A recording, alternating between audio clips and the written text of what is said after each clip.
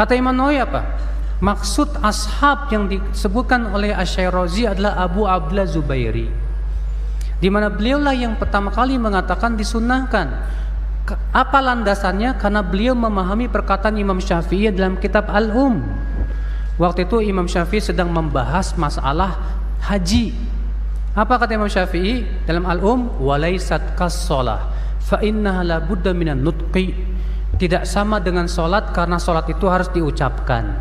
Dipahami oleh Abu Abdullah Az-Zubairi maksudnya mengucapkan apa? Niat.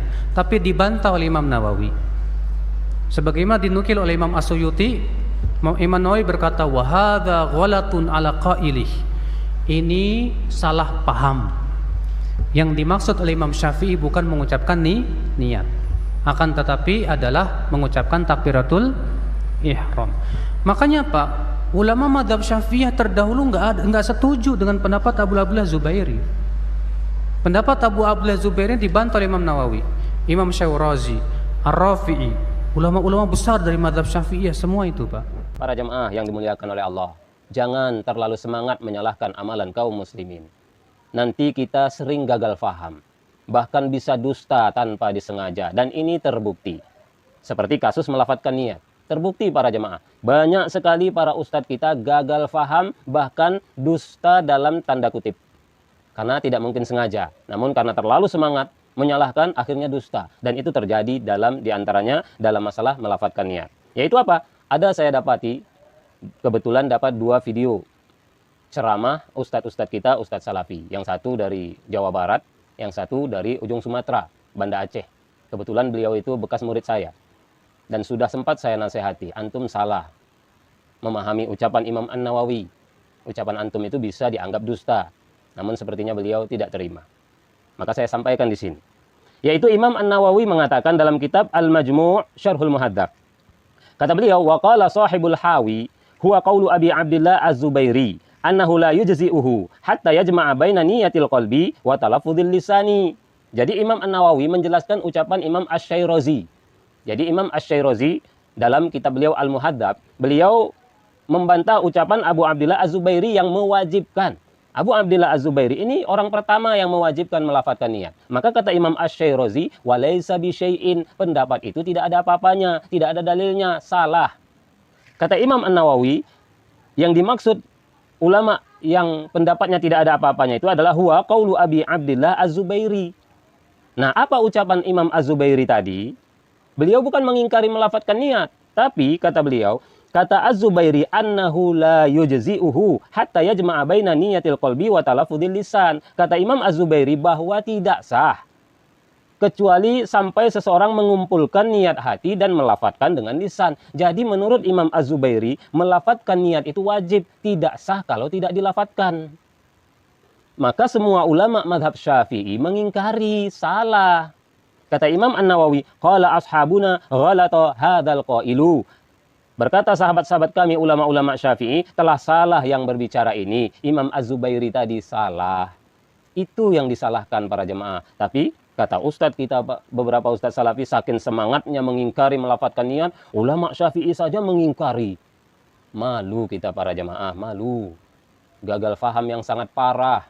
Akibat tidak bisa menghargai perbedaan. Yang melafadzkan niat itu Salafi ahlu sunnah. Jadi kaum muslimin ini ahlu sunnah sama seperti kita. Salafi juga. Melafadzkan niat itu amalan Salafi, bukan amalan ahlul bid'ah. Namun beda dengan mayoritas ulama Salafi zaman sekarang, memilih tidak melafadzkan niat. Tapi ulama-ulama Salafi zaman dulu yang tadi, Al-Buhuti, Al-Hajawi, Ibnu Qudamah, Ibnu Muflih, menganjurkan melafadzkan niat para jemaah. Jadi melafadzkan niat sama sekali tidak salah, karena itu hanya untuk menguatkan di dalam hati. Innal hamdalillah nahmaduhu wa nasta'inuhu wa nastaghfiruhu wa nastahdi wa natubu ilaih wa na'udzu billahi min shururi anfusina wa sayyiati a'malina may yahdihillahu fala mudilla lahu wa may yudlil fala hadiya lahu. Asyhadu an la ilaha illallah wahdahu la syarika lahu wa asyhadu anna Muhammadan 'abduhu wa rasuluhu la nabiyya wa la rasula ba'da. Terkait kritikan Syekh Muhsin Abu Ibrahim ini berkaitan dengan talaffuzun niyah fi shalah, melepaskan niat ketika melaksanakan salat. Maka beliau kemudian menyangkal bahwasanya hal tersebut bukanlah merupakan perkara bid'ah, atau muhdats, sesuatu yang diadakan di dalam agama Allah Subhanahu wa taala. Di mana Syekh Muhsin Abu Ibrahim kemudian membantah dan mengkritik dua ustaz yang kemudian menyebutkan talaffuzun niyyah fi shalah, melafazkan niat ketika salat adalah merupakan perkara bid'ah, yang di mana hal tersebut pertama kalinya difatwakan oleh salah seorang di antara murid Imam Asy-Syafi'i, yaitu Abdullah Az-Zubairi. Maka jemaah dirahmati Allah Subhanahu wa taala, dalam perkara ini ada beberapa poin yang perlu kita sampaikan. Yang pertama, jemaah dirahmati Allah, setiap perkara yang padanya ada perselisihan, ada perbedaan di antara para ulama, maka orang yang beriman itu senantiasa mengembalikan semua urusannya yang berkaitan dengan agama Allah Subhanahu wa taala kepada Allah Subhanahu wa taala dan Rasulnya sallallahu alaihi wasallam, yaitu Al-Qur'anul Karim dan sunnah Nabi alaihi salatu wasallam. Di mana hal tersebut merupakan satu-satunya solusi yang paling tepat ketika terjadi perselisihan. Allah Subhanahu wa taala berfirman, "Ya ayyuhalladzina amanu atti'ullaha wa atti'ur rasul wa ulil amri minkum." Wahai orang-orang yang beriman, taatlah kalian kepada Allah dan Rasulnya dan pemimpin di antara kalian. Fa in tanaza'tum fi syai'in, dan apabila kalian berselisih dalam sebuah perkara, farudduhu ila Allahi wa Rasul, maka kembalikan perselisihan itu, permasalahan kalian, untuk mendapatkan solusinya kepada Allah dan Rasulnya, yaitu Quran dan sunnah Nabi SAW. In kuntum tu'minuna billahi wal yawmil akhir, apabila kalian benar-benar beriman kepada Allah Subhanahu wa taala dan hari akhirat, dzalika khairu wa ahsanu ta'wila, yang demikian itu lebih baik dan sebaik-baik solusi dari segala permasalahan yang dihadapi. Kemudian yang kedua, jamaah rahmatullah, poin yang kedua berkaitan dengan kritikan, kemudian bantahan dan sanggahan Syekh Muhsin Abu Ibrahim. Maka al-aslu anna al-insana yalzamu sunnatan Nabi sallallahu alaihi wasallam. Maka asal pokok dalam beragama, usul dalam beragama adalah mengembalikan semua cara peribadatan kita kepada Nabi alaihi salatu wasallam, sunnah Nabi alaihi salatu wasallam. Jadi kita bercermin, apakah amalan yang kita lakukan, wuduk kita, salat kita, maka sudahkah sesuai dengan sunnah Nabi alaihi salatu wasallam atau tidak? Nabi alaihi salatu wasallam bersabda dalam sebuah hadisnya, "Shallu kama ra'aitumuni usalli." Salatlah kalian sebagaimana kalian melihat aku salat. Maka ini adalah merupakan perintah dari Nabi alaihi salatu wasallam. Siapa yang ingin salatnya ini benar sesuai dengan apa yang Allah Subhanahu wa taala inginkan di dalam salatnya, maka hendaknya semua salat-salat kita bercermin dan kita teladani Nabi alaihi salatu wasallam. Bagaimana Nabi alaihi salatu wasallam salat itu. Kemudian Nabi alaihi salatu wasallam bersabda, "Man 'amila 'amalan laisa 'alaihi amruna fahuwa raddun." Dan barang siapa yang beramal tidak sesuai dengan tuntunan kami, tidak sesuai dengan sunnah kami, tidak sesuai dengan pengajaran kami, fahuwa raddun, maka amalan tersebut tertolak. Maka para ulama kemudian mengatakan, "Fahadzal haditsu mizanun liqabulil a'mal."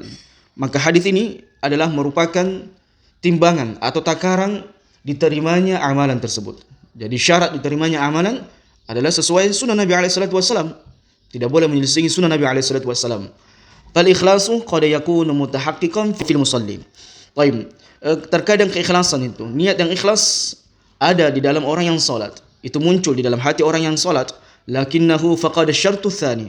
Akan tetapi orang yang salat tersebut walaupun dia ikhlas, namun dia tidak mengikuti sunnah Nabi alaihi salatu wasallam. Hilang darinya syarat yang kedua, wa huwal ittiba', yaitu adalah mengikuti Nabi alaihi salatu wasallam di dalam beribadah kepada Allah Subhanahu wa taala. Falam yathbut 'anin nabiyyi sallallahu alaihi wasallam.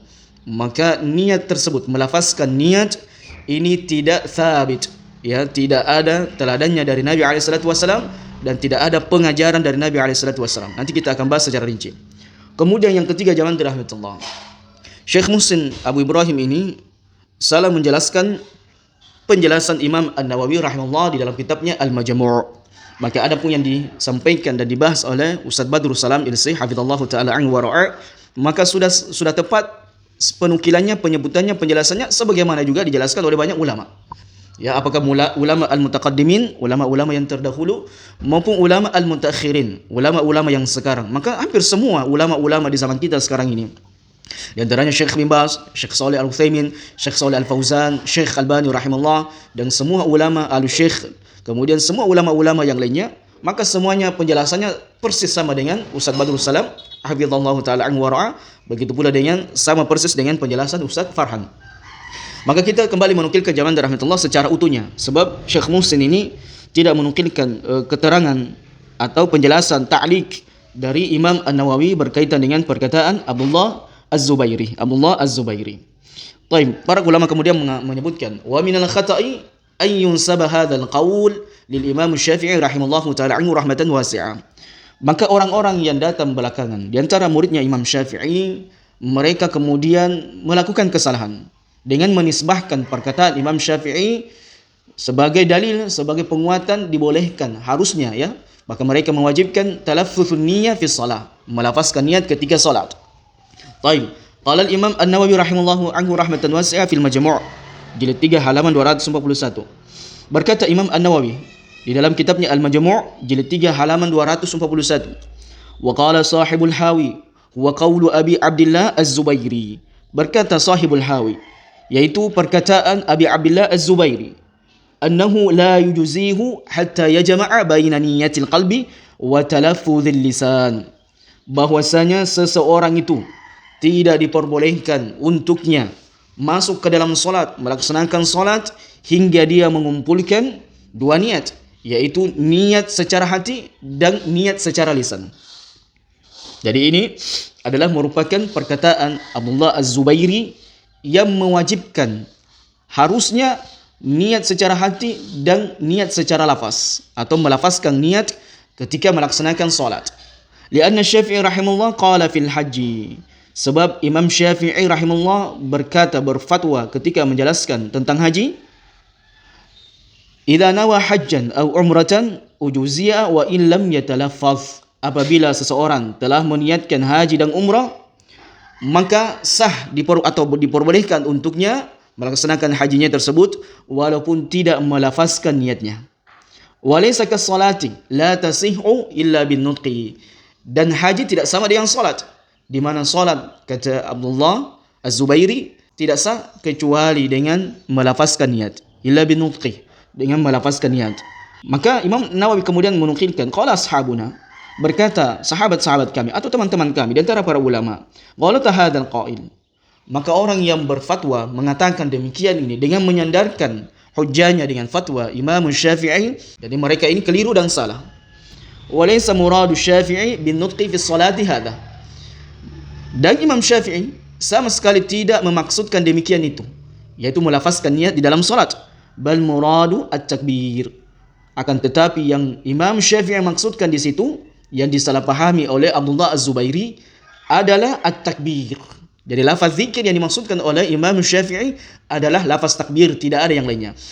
Walau talaffadha bilisani wa lam yamwi biqalbihi. Andaikan ada seseorang itu melafazkan niat dengan lisannya, wa lam yamwi biqalbihi, dan kemudian dia tidak niatkan di dalam hatinya, lam tanaqid salatuhu bil ijma'i fihi, maka salatnya tidak terhitung atau tidak sah sebagaimana ijma' kesepakatan para ulama pada hal tersebut. Maka ini adalah merupakan nukilan Imam An-Nawawi, bantahan Imam An-Nawawi kepada Abdullah Az-Zubairi yang telah keliru memahami perkataan Imam Syafi'i rahimahullah. Kemudian lanjut, walau nawa biqalbihi salat adh-dhuhri wa jara ala lisanihi salat al-'asr in aqadat salat adh-dhuhr. Dan andaikan ada seseorang itu meniatkan di dalam hatinya salat zuhur dan di dalam lisannya dia lafazkan salat asar, jadi niatnya salat zuhur, kemudian di dalam lisannya lafaznya niatnya salat asar, jadi berbeda. Maka yang dihitung adalah niat yang ada di dalam hatinya dan tidak terhitung niat yang ada di lisannya. Maka ini adalah merupakan penjelasan keterangan dari Imam An-Nawawi rahimahullahu anhu rahmatan wasi'ah wa ghafarallahu liman wa karbi. Sehingga jelas jamaah rahmatullah, nukilan yang disampaikan oleh Ustaz Badrul Salam dan Syekh Hafizullah, maka sudah tepat sesuai dengan nukilan para ulama, penjelasan para ulama. Jadi tidak bertele-tele lagi. Jadi tidak kesana kemari lagi penjelasannya, yang membuat kita syubhat, yang membuat kita yang mana jelaskan, yang mana yang terjelaskan. Demikianlah jamaah rahmatullah. Kemudian berkata Al-Allamah Ibnu Qayyim di dalam kitabnya Zadul Ma'ad. Ini nukilannya sangat panjang, tapi tidak mengapa kita sebutkan dan kita terjemahkan. Baik, Ibnu Qayyim kemudian mengatakan, kana Nabi sallallahu alaihi wasallam idza qama ila shalah qala Allahu akbar. Adalah Nabi alaihi salatu wasallam apabila beliau berdiri untuk melaksanakan salat, maka beliau mengatakan Allahu akbar, maka beliau bertakbir. Walam yakul syai'an qablaha wala talaffadha bi niyyati albatta. Dan beliau sama sekali tidak mengucapkan apapun sebelum takbir dan beliau sama sekali tidak melafazkan niat sedikit pun. Wala qala usalli lillahi kadza mustaqbilul qibla 4 rakaat imaman aw ma'muman. Dan beliau sallallahu alaihi wasallam tidak berkata, saya niatkan salat karena Allah demikian menghadap kiblat 4 rakaat apakah sebagai imam atau makmum. Nabi alaihi salatu wasallam tidak melafazkan niat demikian. Dan lafaz niat yang lainnya. Wala qala, dan beliau juga tidak mengatakan adaan wala qadaan wala fardal waqti wa hadhihi 10 bid'in lam yankul anhu ahadun qat. Dan beliau tidak berkata secara langsung atau mengganti solatnya. Begitu pula tidak mengatakan solat apa. Maka semua ini adalah perbuatan bid'ah yang tidak ada nukilannya. Bi isnadin sahihin wala husnin wala dha'ifin la musdad wala mursal lafzatan wahidatan minha albatta. Apakah dengan sanad yang sahih atau dengan sanad yang hasan, begitu pula dengan sanad yang lemah, dan tidak ada pun satu lafaz musnad atau mursal yang menunjukkan amalan tersebut. Jamaah rahmatullah. Bal wala an ahad minas sahaba min ashabihi wala istahzanahu ahadun minat tabi'in wala immatul arba. Dan tidak ada satu pun nukilan dari sahabat Nabi alaihi salatu wasallam yang melakukan hal demikian. Tidak pula dipuji perbuatan tersebut di antara salah seorang minat tabi'in, dan tidak pula di antara ada Imam Arba'ah, Abu Hanifah, Imam Malik, Imam Syafi'i dan Imam Ahmad yang melakukan dan memberikan fatwa berkaitan dengan hal tersebut. Wa innama gharna ba'dal mutaakhirin qaulul Imam Syafi'i rahimahullah fi shalah. Akan tetapi hal ini muncul dari kesalahpahaman orang-orang yang datang belakangan terhadap perkataan Imam Syafi'i rahimahullah tentang salat. Innaha laysat kasiyam wa la yadkhul fiha ahadun illa bidzikrin. Di mana Imam Syafi'i berkata, sesungguhnya salat itu tidak sama dengan puasa. Di mana tidak boleh seseorang itu masuk ke dalam salat, melaksanakan salat kecuali dengan zikir. Maka zikir inilah kemudian dikatakan oleh Ibnu Qayyim rahimahullah, fadhanna anna dzikr talaffuzul musalli binniyah. Maka orang yang menyangka perkataan zikir Imam Syafi'i di antara para muridnya adalah melafazkan niat. Wa innama arada Syafi'i bidzikri takbiratul ihram laisa illa. Padahal yang dimaksudkan oleh Imam Syafi'i dengan lafaz zikir tersebut adalah takbiratul ihram dan tidak ada maksud yang lainnya. Ini harus ditegaskan jamaah rahmatullah. Wa kaifa yustahabbu Syafi'i amran lam yaf'alhu an-nabiy sallallahu alaihi wasallam fi salatin wahidah. Maka bagaimana mungkin Imam Asy-Syafi'i menganjurkan sebuah amalan yang tidak pernah sama sekali dilakukan oleh Nabi alaihi salatu wasallam satu pun di dalam salatnya. Tak satu pun jamaah rahmatullah dalam salat Nabi alaihi salatu wasallam beliau melafazkan niat. Wala ahadun min khulafa'i washabi wa hadha hadihum wa siratuhum. Dan tidak ada satu pun di antara khulafa'ur rasyidin Abu Bakar, Umar, Uthman, Ali yang melakukan hal demikian. Padahal mereka adalah manusia yang paling terbaik setelah Nabi alaihi wasallam, dan tidak pula sahabat-sahabat yang lainnya yang melakukannya. Wa hadha hadiyuhum wa siratuhum. Dan demikianlah petunjuk mereka dan cara mereka beragama kepada Allah Subhanahu wa taala. Fa in awjadana ahadu harfan wahidan anhum fi dhalik. Maka apabila kita mendapatkan walaupun satu huruf dari mereka tentang perkara tersebut, tentang perkara melafazkan niat, andaikan kita ada mendapatkan satu huruf berkaitan nukilan talaffuzun niyyah, qabalna wa qabalna bis taslim wal qabul, maka tentunya kita akan menerima hal tersebut. Kita menerimanya secara legawa. Wala hadiyu akmal min hadihim. Padahal tidak ada yang paling sempurna petunjuknya selain petunjuk sahabat Nabi alaihi salatu wasallam. Wala sunnah illa ma talaqawhu min sahib syar'i sallallahu alaihi wasallam. Dan tidak ada sunnah yang paling benar, yang paling sahih kecuali apa yang mereka dapatkan dari sahib syar'i, yaitu Nabi alaihi salatu wasallam. Wa kana da'buhu fi iramihi lafzata Allahu akbar la ghairaha. Maka adapun kebiasaan para sahabat Nabi alaihi salatu wasallam, bahkan Nabi alaihi salatu wasallam ketika takbiratul ihram, maka lafaz beliau hanya Allahu akbar dan tidak ada lafaz niat yang lainnya. Walam yanqul ahadun anhu siwaha. Dan tidak dinukilkan salah seorang di antara sahabat yang menukilkan dari Nabi alaihi salatu wasallam, beliau kemudian menukilkan ada lafaz yang lainnya selain lafaz takbiratul ihram. Maka ini adalah merupakan jamaah rahmatullah penegasan buat kita semuanya bahwasanya talaffuzun niyyah, melafazkan niat, sudah dibantah oleh para ulama kita terdahulu maupun sekarang. Dan lihat Al-Imam Al-Wadi rahimahullah di dalam kitabnya Ijabatus Sa'il ala Ahamil Masail, halaman 27. Beliau mengatakan bi annahu minal khata' an yunsaba ila Imam Syafi'i annahu qala bi sunniyatiha. Dan ini adalah merupakan sebuah kesalahan dengan menyandarkan nukilan fatwa Imam Syafi'i bolehnya atau sunnahnya melafazkan niat tersebut. Maka melafazkan niat jamaah rahmatullah bukan sunnah dan bukan wajib. Dan bukan mandub, perkara yang dicintai, perkara yang mahbub, yang perkara yang dianjurkan. Dan talafuz niat adalah merupakan perkara bid'ah. Sepakat para ulama terdahulu maupun sekarang. Maka kata Syekh Muhsin Abu Ibrahim ini adalah merupakan amalan kaum muslimin. Maka dikembalikan bahwasanya semua amalan kaum muslimin itu harus berteladan kepada amalannya Nabi SAW. Mereka amalannya harus mencocoki sunnah Nabi SAW. Tidak boleh kemudian kita mengatakan ini amalan kaum muslimin, sementara amalannya Nabi SAW itu berbeda dengan amalannya kaum muslimin. Jadi kaum muslimin siapa? Jamaah rahmatullah. Andaikan kita beragama dengan menyandarkan semua amalan tersebut dengan kebiasaan, umumnya orang melakukan hal tersebut, maka agama ini sudah lama rusak. Kelompok ini melakukan demikian, kelompok itu melakukan demikian, maka perkataan Syekh Muhsin Abu Ibrahim ini sungguh sangat keliru.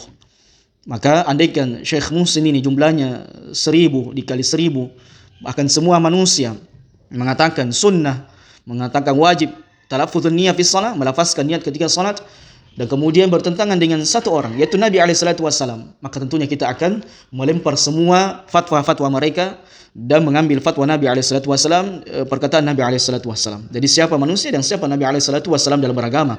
Maka Allah Subhanahu wa taala memerintahkan kita mengikuti Nabi SAW, bukan mengikuti banyaknya manusia. Maka ini adalah merupakan penjelasan yang salah dari Syekh Muhsin Abu Ibrahim hadahullahu taala anhu wa ra'ah. Kemudian jamaah rahmatullah, Syekh bin Baz rahimahullah kemudian juga menegaskan bahwasanya talaffuzun niyyah, melafazkan niat adalah merupakan perkara bid'ah. Beliau kemudian mengatakan, at-talaffuz bin niyyah bid'atun. Melafazkan niat adalah perkara bid'ah. Jadi perkara yang tidak ada contohnya dari Nabi SAW. Maka demikianlah para ulama, siapapun di antara ulama kita dari dulu maupun sekarang menganggap talaffuzun niyyah adalah bid'ah. Ya, mereka menganggap bahwasanya talaffuzun niyyah bid'atun, itu adalah merupakan perkara bid'ah yang tidak ada contohnya dari Nabi SAW. Wal jahlu bidzalik asyaddu fil itsmi, dan adapun bahkan mengeraskan bacaan niatnya ketika salat, maka dosanya lebih besar. Karena itu perkara mengganggu, kemudian menyebarkan syiar-syiar perkara-perkara yang tidak ada contohnya dari Nabi SAW, merupakan perkara bid'ah. Wa innamas sunnah an-niyatu bil qalbi. Adapun sunnah kata Syekh bin Baz adalah niat itu di dalam hati. Lianna Allah Subhanahu ya'lamu sirra wa akhfa. Sebab Allah Subhanahu wa taala mengetahui yang tersembunyi maupun yang nampak.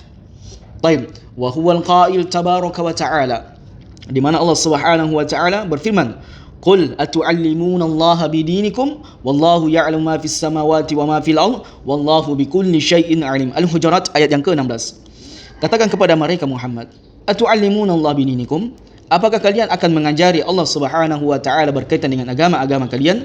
Wallahu ya'lam ma fis samawati wa ma fil ardh. Sementara Allah Subhanahu wa taala Maha mengetahui segala perkara yang ada di langit maupun di bumi. Wallahu bikulli syai'in 'alim. Dan dialah Allah Subhanahu wa taala Maha mengetahui akan segala sesuatunya. Beliau kemudian melanjutkan, walam yathbut 'anin nabiyyi sallallahu alaihi wasallam. Maka talaffuzun niyyah ini tidak sabit dari Nabi SAW, wala an ahadi minas sahabah, begitu pula tidak ada nukilan dari salah seorang sahabat, wala anil a'immatil matbu'in, dan tidak pula ada nukilan dari imam-imam yang diikuti. Fa'ulima bidzalik annahu ghairu masyru', maka diketahui dari penjelasan para ulama hal tersebut talaffuzun niyyah tidak disyariatkan, bal minal bid'ah al muhdatsah. Bahkan talaffuzun niyyah adalah merupakan bid'ah yang diada-adakan. Ini bisa dilihat di Majmu' al-Fatawa Syekh bin Baz jilid 5 dengan nomor fatwa 2047. Baik. Kemudian Syekh Shalih Al-Fauzan, beliau ketika ditanya tentang talaffuzun niyyah, maka beliau mengatakan hukmu dzalika annahu bid'ah. Bahasanya perkara tersebut adalah merupakan perkara bid'ah. Kemudian beliau mengatakan wa fatahara bihadza anna al-Imam Syafi'i rahimahullah lam yaqul bihadza abadan. Beliau kembali menegaskan dan menukilkan bahwasanya yang nampak dari Imam Syafi'i rahimahullah, beliau tidak pernah menukilkan demikian selama-lamanya. Jadi tidak ada nukilan dari Imam Syafi'i yang berkaitan dengan talaffuzun niyah. Wa innama huwa fahmun ba'du atba'ihi. Akan tetapi itu adalah merupakan sebagian pemahaman yang keliru dan salah dari orang-orang yang mengikuti al-Imam Asy-Syafi'i. Fa'ala al-insan ay yahrisa ala ittiba'in Nabi sallallahu alaihi wasallam. Maka beliau kemudian mengatakan, ini nasihat yang sangat indah dari beliau rahimallahu anhu rahmatan wasi'ah, maka hendaknya manusia itu senantiasa bersemangat mengikuti sunnah Nabi alaihi salatu wasalam, wala yakbal kulla qaulin illa bidalilihi, dan tidak menerima perkataan di antara siapapun manusia kecuali mereka mendatangkan dalil. Semoga Allah Subhanahu wa taala memberikan kepada kita semuanya at-taufik. Maka demikianlah jamaah rahmat Allah Subhanahu wa taala, nukilan dan penjelasan ulama yang berkaitan dengan melafazkan niat, di mana ulama-ulama terdahulu, jumhur ulama yang terdahulu maupun sekarang, mereka semuanya menganggap talaffuzun niyah adalah merupakan perkara bid'ah, dan perkataan Imam Syafi'i yang seolah-olah menunjukkan penguatan talaffuzun niyah, maka ini adalah merupakan kesalahan sebagian murid-murid Imam Syafi'i yang salah paham memahami perkataan Imam Syafi'i tersebut, sehingga apa yang dijelaskan oleh Syekh Muhsin Abu Ibrahim ini maka tidaklah tepat dan tidaklah benar sebagaimana keterangan-keterangan para ulama terdahulu maupun sekarang. Hadza wallahu a'lam bissawab.